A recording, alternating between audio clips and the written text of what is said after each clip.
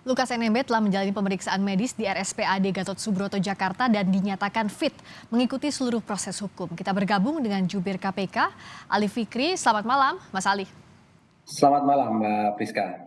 Saya ingin tahu dulu bagaimana sebenarnya proses penangkapan yang begitu panjang. Kita ingat Menko Polhukam terakhir saat konferensi pers kepada wartawan menyatakan bahwa menyebut ada strategi menghitung nasi bungkus ini bagi para simpatisan. Cerita lebih detailnya gimana, Mas?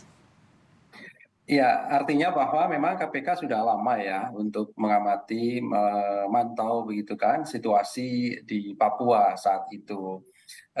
Ya sesungguhnya kami juga mengeluarkan surat penangkapan sudah sejak September ya, 2022.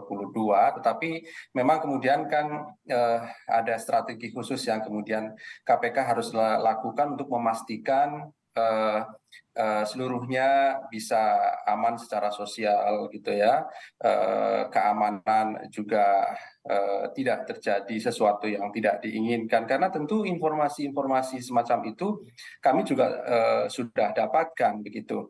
Nah, paralel dengan itu tentu KPK tidak berhenti begitu ya untuk terus melengkapi berkas perkaranya dengan melengkapi alat bukti untuk membuktikan unsur-unsur pasal, setidaknya pasal-pasal suap dan juga gratifikasinya begitu. Artinya secara sederhana dapat saya sampaikan bahwa strategi untuk kemudian melihat situasi tersangka LE di Papua kami lakukan. Selain itu, di luar daerah kami juga terus memanggil saksi, melakukan penggeledahan, mendata aliran uang, aset, kemudian juga melakukan penyitaan begitu. Yang juga jadi kendala adalah kesehatan dari Lukas NMB. Kalau dari hasil pemeriksaan terakhir di RSPAD saat pembantaran kemarin, apa hasilnya, Mas Ali?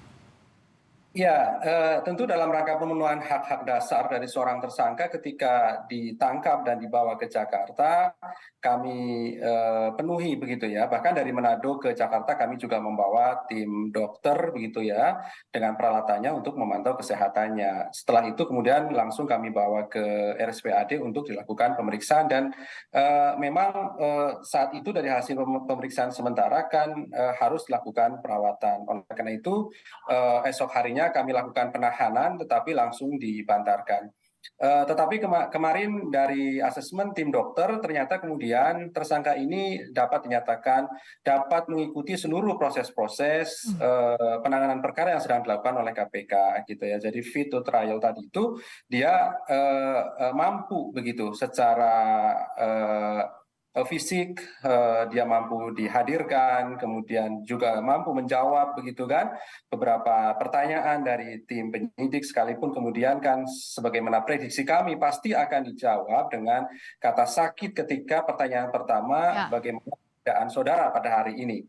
Tetapi kan sekali lagi kami telah memiliki dokumen terkait dengan asesmen kesehatannya sehingga kami lakukan dengan melanjutkan pemeriksaan. Bukan berarti kemudian kami memaksakan orang yang sedang sakit, tetapi faktualnya kami memiliki dasar yang dapat dipertanggungjawabkan hukum untuk melanjutkan pemeriksaan tersangka dimaksud. Begitu, Mbak Ya Rizka. artinya kalau proses pemeriksaan ini kan panjang, kita bicara soal waktunya maraton begitu di KPK, di sidik. Ini bisa diikuti penegasannya, Mas Ali? Iya, betul Mbak Priska. Tentu dapat diikuti sehingga kami memiliki berita acara pemeriksaan sebagai syarat formil nantinya di dalam berkas perkara ya. Kalaupun kemudian secara materi tentu alat bukti kan bukan hanya keterangan tersangka. Kami tentu memiliki 4 alat bukti lainnya yang kemudian nanti kami akan bawa pada proses persidangan di Pengadilan Tindak Pidana Korupsi sekitar 4 bulan ke depan begitu. Kalau sampai sekarang, Mas Ali Fikri, dari pengembangan penyidikan, kasus mana yang pertama kali jadi fokus dan apa temuan terbarunya? Iya, tentu kami fokus pada tindak pidana suap dan gratifikasi lebih dahulu karena memang dugaannya kan penerimaan ini tidak hanya 1-2 orang kan begitu ya. Ya. Yang kedua, kami juga mengkaji dari aspek lain apakah kemungkinan ada pasal-pasal lain yang dapat diterapkan berdasarkan kecukupan alat bukti. Di samping itu jauh lebih penting ini juga kami telusuri aliran uang begitu ya. Kemudian kami tracking, tracing alat beberapa aset-aset begitu ya, yang kemudian penerimaan uang tadi berubah pada aset-aset yang bernilai ekonomis begitu. Kemudian juga kami tentu lakukan penyitaan yang pada gilirannya nanti akan dirampas pada proses persidangan begitu ya. Jadi perlu juga kami tegaskan di sini, tentu KPK tidak berhenti pada hanya proses melengkapi alat bukti suap dan gratifikasinya, tapi kami pastikan kami terus kembangkan sampai kemudian kami juga harapannya tentu menemukan alat bukti untuk bisa menerapkan pasal lain dan juga undang-undang lain seperti tindak pidana pencucian uang. Tapi semuanya tentu butuh waktu. Kalaupun kemudian pada proses penyidikan tidak mencukupi, maka masih ada kesempatan pada proses penuntutan maupun persidangan. Sejauh ini kan dugaan suap 1 miliar dan gratifikasi 10 miliar. Kalau tadi Mas Ali bilang ini terbuka juga misalnya untuk tindak pidana pencucian uang, artinya strategi follow the money sudah mulai sekarangkah atau menunggu dulu pencucian uang ya cukup bukti? Ya, tentu follow the money tetap harus dilakukan dari sekarang pasti ya. Kami lakukan sebagai strateginya. 1 miliar dan 10 miliar, 1 miliar dari suap dan 10 miliar dari gratifikasi tentu bukti permulaan Mbak Priska ya. Jadi ini kan titik awalnya begitu. Entry point untuk bisa masuk mengembangkan dimulai dari angka 1 miliar dan 10 miliar. Tentu kami akan terus kembangkan. Kalau kita berkaca pada kasus-kasus lain ya, contoh misalnya Probolinggo kan berawal dari 20 juta tapi bisa berkembang KPK melakukan penyitaan sejumlah 100 miliar, kami ulangi 100 miliar, dari 20 juta. Ini titik awalnya kan dari 1 miliar dan 10 ya, 10 miliar.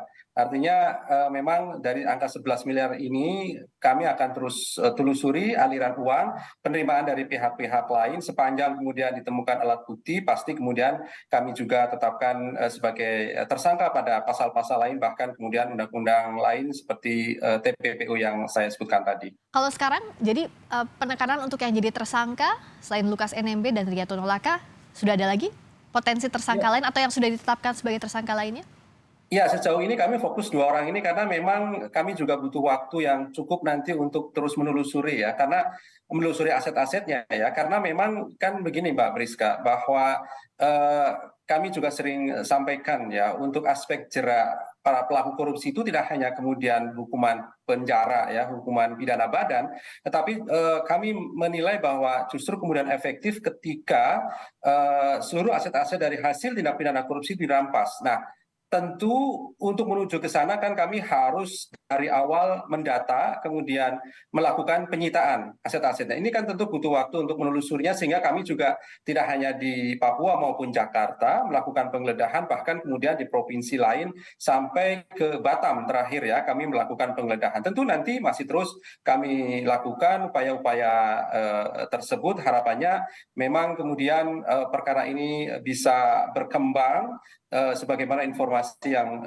sudah beredar saya kira ya. Termasuk kemarin sudah kami sampaikan 76, sekian miliar itu tentu juga bagian dari penelusuran uang-uang tersebut yang berubah menjadi aset begitu. Kemarin juga harus disebutkan kan ada emas batangan, ada mobil mewah begitu kan. Ya tentu kami akan terus telusuri dan dalami lebih lanjut untuk mengejar aliran-aliran uang yang berubah menjadi aset-aset yang bernilai ekonomis tersebut. Jadi penelusuran aset juga sekarang jadi salah satu pengembangan dari penyidikan kasus suap gratifikasi terhadap Gubernur Papua Lukas NMB oleh KPK. Terima kasih Ali Fikri, Mas Ali, terima kasih waktunya, juru bicara KPK telah bergabung di Sapa Indonesia Malam.